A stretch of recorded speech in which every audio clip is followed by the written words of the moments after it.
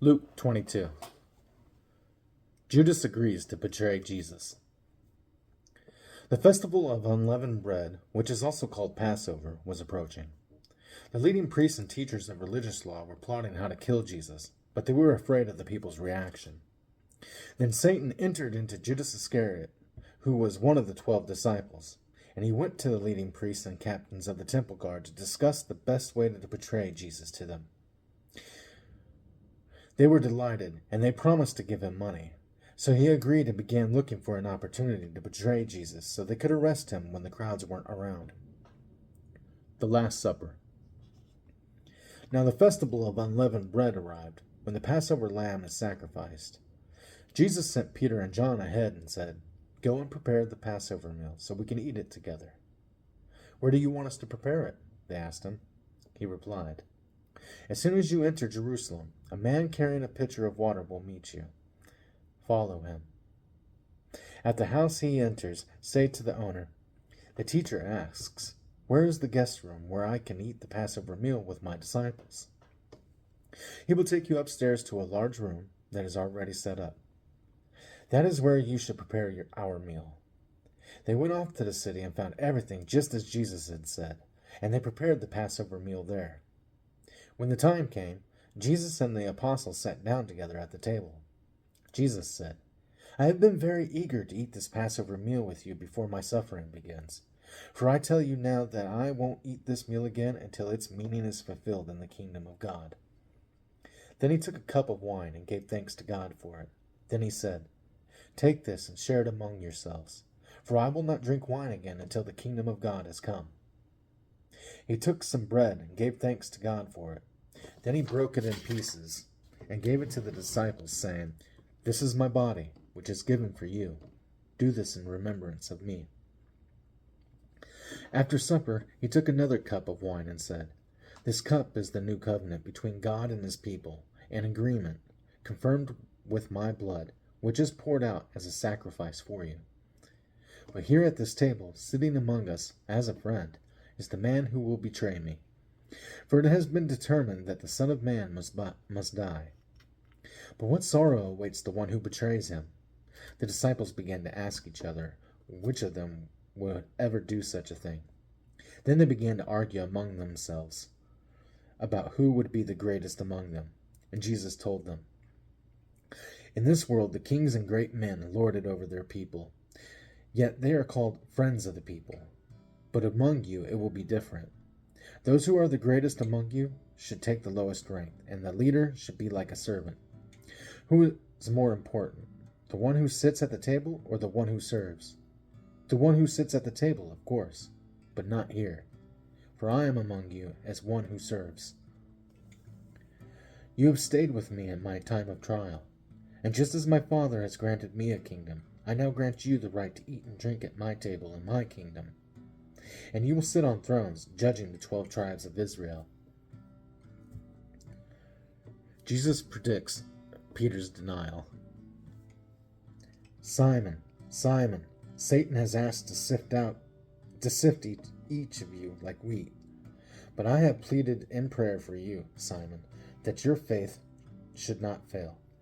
So when you have repented and turned to me again, strengthen your brothers." Peter said, "Lord, I am ready to go to prison with you and even die with you." But Jesus said, "Peter, let me tell you something.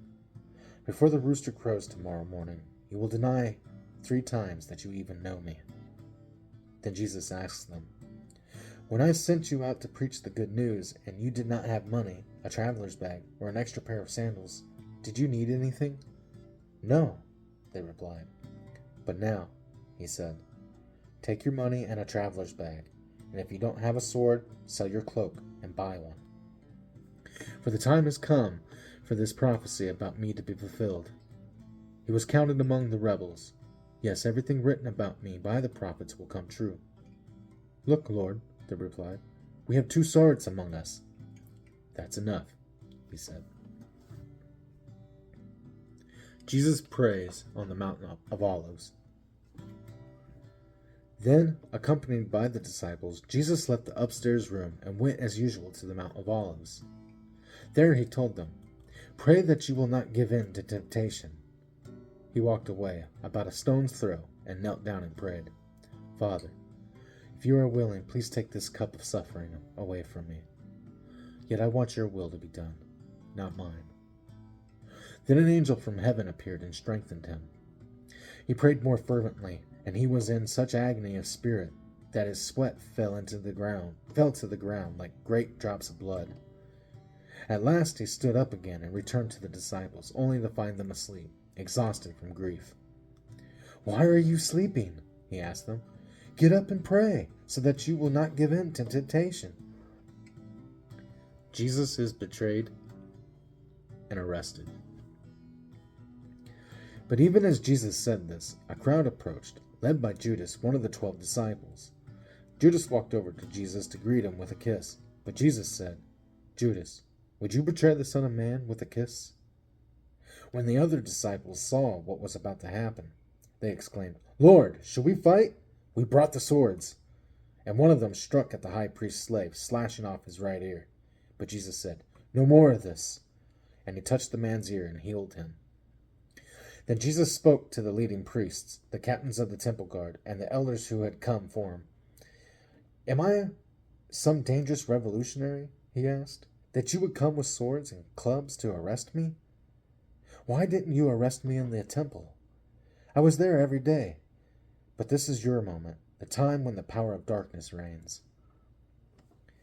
Peter denies Jesus. So they arrested him and led him to the high priest's home, and Peter followed at a distance. The guards lit a fire in the middle of the courtyard and sat around it, and Peter joined them there.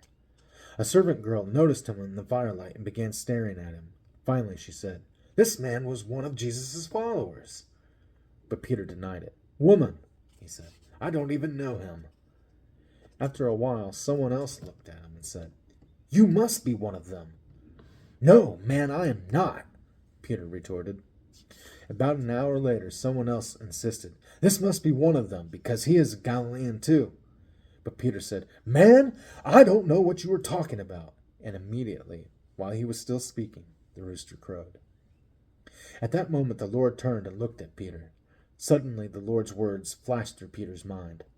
Before the rooster crows tomorrow morning, you will deny 3 times that you even know me.